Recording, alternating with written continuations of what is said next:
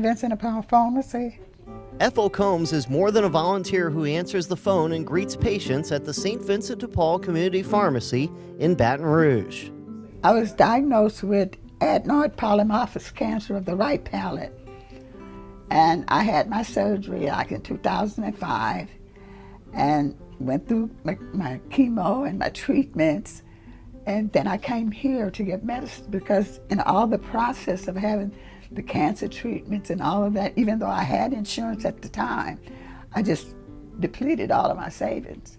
And so I came here to get my medicines. Ethel says she couldn't afford the very medicine she needed to stay alive. She understands what it's like to feel embarrassed to ask for help, and it's why she gives of her time as a volunteer. I'm the first person that the people see when they come in the door. So I try to make it as pleasant as possible because I've been there. Hello, how y'all doing? Jamal Hunter relies upon the generosity of the Society of St. Vincent de Paul. When I was making it $7.90 an hour, it couldn't pay for all the prescriptions that I needed. Prescriptions Jamal could not live without. They're there for me in all kinds of ways. They do save my life. They have saved my life. Vincentian Anna George and her husband Lawrence believe the community pharmacy does vital work to preserve the health and dignity of those in need.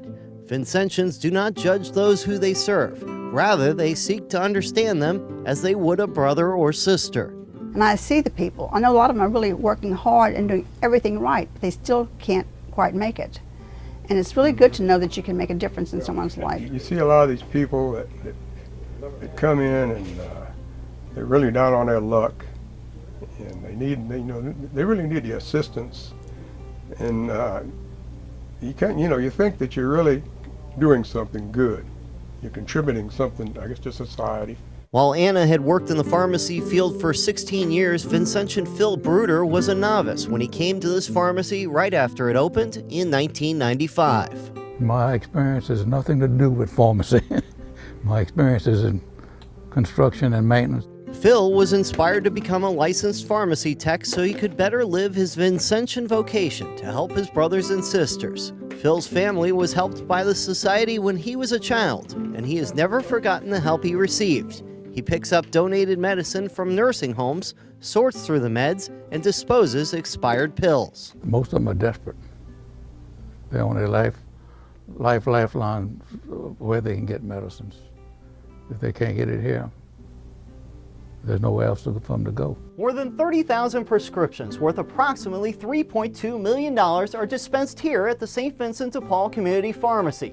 But none of that would be accomplished without the generous donation of time from volunteer pharmacists. Volunteer Chris Godet, a pharmacist for 40 years before retirement, follows his faith as a Catholic as he gives back to help his neighbors. Anything that you would see in a typical drugstore, like a CVS or Walgreens, you see the same kind of ailments and disabilities come into this pharmacy, whether it's mental health, blood pressure, HIV, psychiatric diseases, diabetes. It's a wide range of illnesses that we actually are able to treat. And it costs people what? Nothing. There's no charge at all. You can treat the same. You can treat that But I'm gonna wait for Mr. Dunn because I'm picking up my husband. Oh, okay. Thank y'all. God bless y'all. Staff pharmacist Charles Side says the prescriptions come from donations from nursing homes and pharmacies that donate bulk medication to support the Society's mission of mercy to help the forgotten, the suffering, and the deprived. Like I just gave that lady some medication that was probably about $4,000 for I think it was her husband. It was just come out of the hospital. It's a blood thinner he has to use for like if you can get to 20, 30 days. And Charles knows his work is life-saving. It's a good feeling. It really is. Because you see some people that they couldn't make it. They didn't have if St. Vincent Paul wasn't here to help us. If this particular pharmacy wasn't part of the community, those individuals wouldn't be served at all. And you would have people who are diabetics, people who are asthmatics, who wouldn't be treated. Their disease states would get more debilitated to the point where they would either die or they would have to go into the hospital emergency room.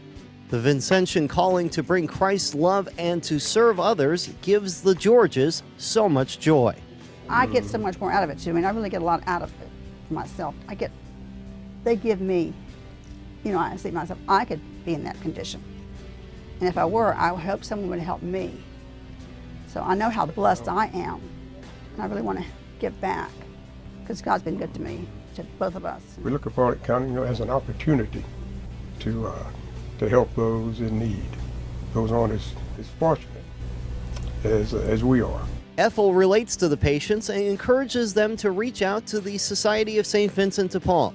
She knows the caring and compassionate Vincentians and Catholic volunteers are eager to help their neighbors in need. Don't be embarrassed, don't be nervous.